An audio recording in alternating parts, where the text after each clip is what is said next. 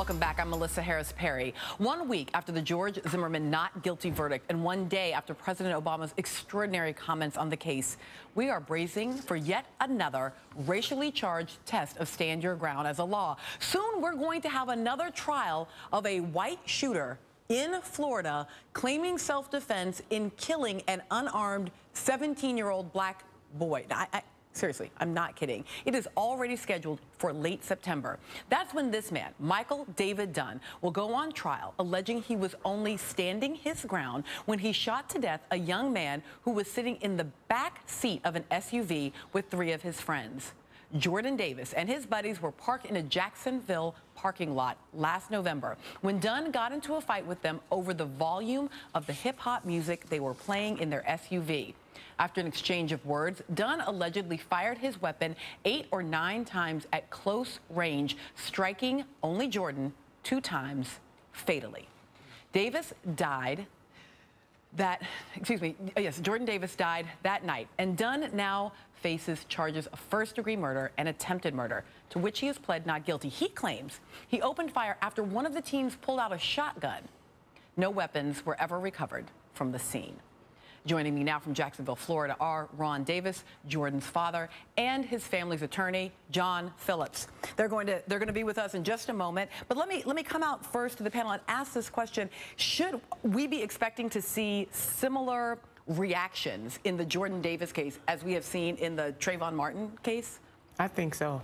I mean, this righteous indignation about what is going on in this country. I mean, the notion of stand your ground, even if the ground is soiled with blood.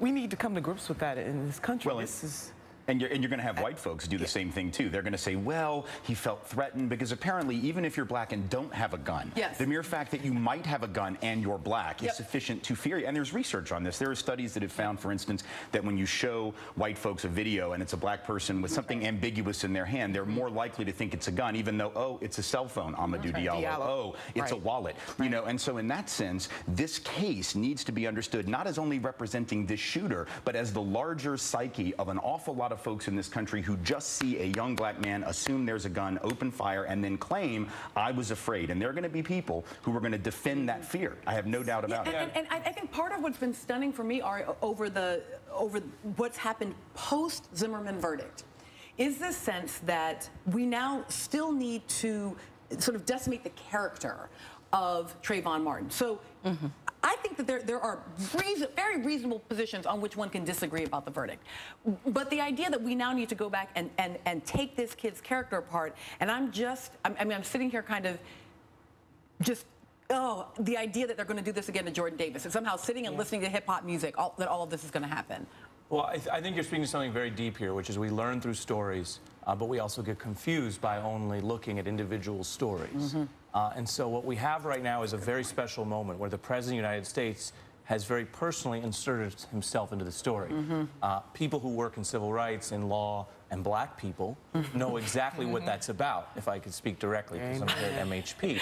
There's a lot of parts of the country that don't know exactly what that's about. Some of them will turn it off. The power is that some will listen and hear something. So when we talk about Trayvon Martin, or Jordan Davis, or Marissa Alexander, or Sean Bell, or Amadou Diallo, every one of them is a story. Right. Now, some of those trials may be resolved on evidentiary issues that don't go directly to systemic racism, even as we document it. Exactly. But you stack up the stories, and you get statistics.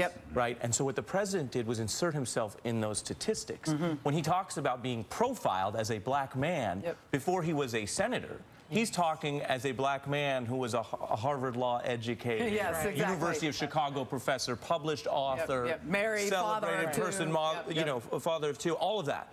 Upstanding member of the community. He's talking about being profiled in that way. So he's talking about having a level of success in being profiled, which doesn't even speak to people like Trayvon Martin, who are systematically disappeared at every step of the process. And that's why you go from the stories to the statistics. That's why people talk about a teachable moment. It's more than a teachable moment, is a larger chance to actually understand where these stories fit in. I want to listen to the president talking about the stand your ground laws for just a second, and then ask you about one part of it. And for those who resist that idea that we should think about something like these stand your ground laws, I just ask people to consider, if Trayvon Martin was of age and armed, Could he have stood his ground on that sidewalk? And do we actually think that he would have been justified in shooting Mr. Zimmerman, who had followed him in a car, because he felt threatened? Christine, I'm going to ask you about that justification in just one moment, but we do now have, joining us from Jacksonville, Florida, Ron Davis, Jordan's father, and his family's attorney, John Phillips. Mr. Davis, I want to start with you because I assume that the Zimmerman verdict is something that is especially impactful for you. Can you tell me how you've been responding this past week? It was very heartbreaking when I heard it. I text Sabrina and Tracy, and my heart goes out to the family, and I've been following it very closely.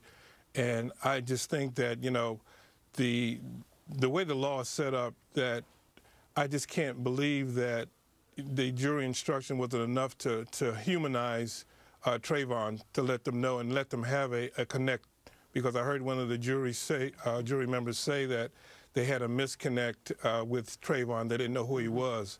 And that should have been the first thing that they did, was make sure that we knew who Trayvon Martin was. And it was too much Zimmerman this and Zimmerman that, and they knew who he was, but they didn't know who Trayvon was.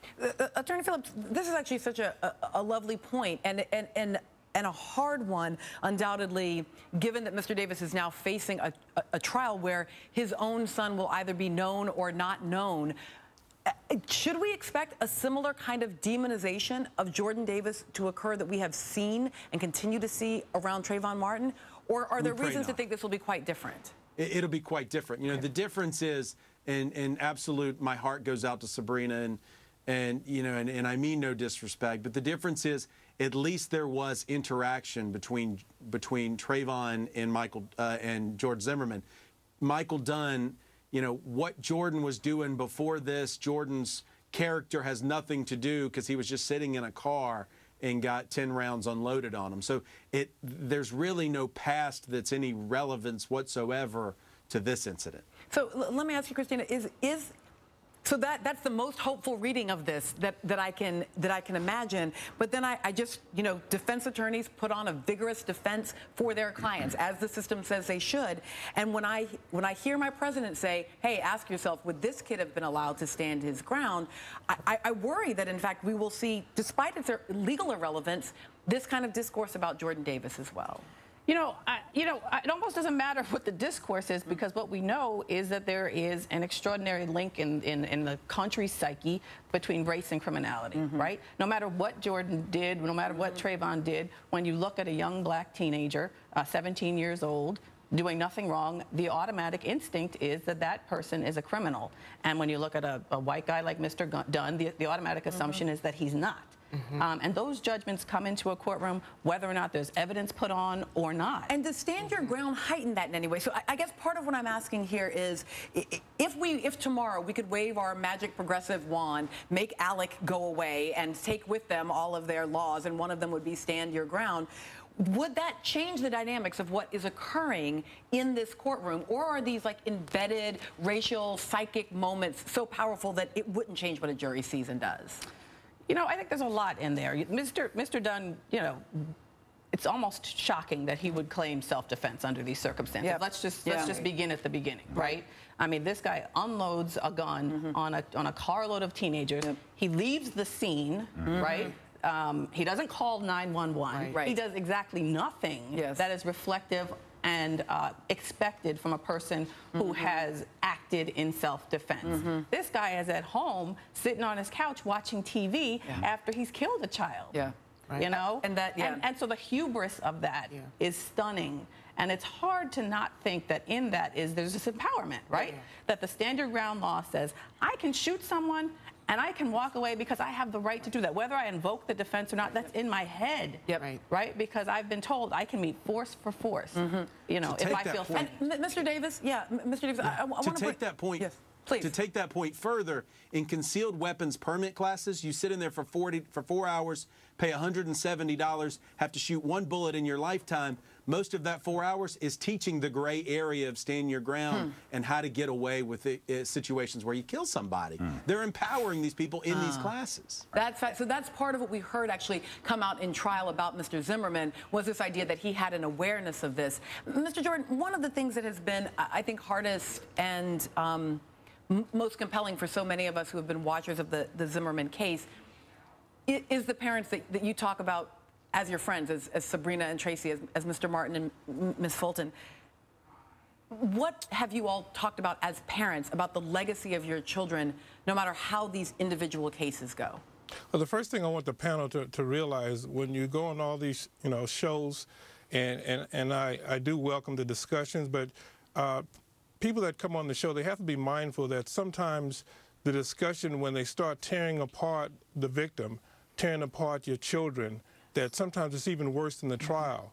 And I want everyone to be mindful of that, to you, as a panelist, it might be part of the show or whatever the case may be and part of the discussion or the discourse, but you have to understand behind that, the parents are looking at you, the sisters and brothers, the aunts and nieces of that victim. They're looking at you on those shows, and I just want you to be mindful of that sometimes, you tear apart their family member, and it hurts worse than the trial itself. Mr. Davis, that is a compelling and important point, and I thank you for making it. And I also thank you for joining us, and we will all have our eyes and our hearts with you as you move forward on this trial. To Mr. Ron Davis, father of Jordan Davis, and the Davis's family attorney, John Phillips. Everybody else, stay right here, because up next, there are 100 vigils expected to take place across the country. A little later today, there's one demonstration already well underway. The Florida students taking a stand against Stand Your Ground right outside the governor's office.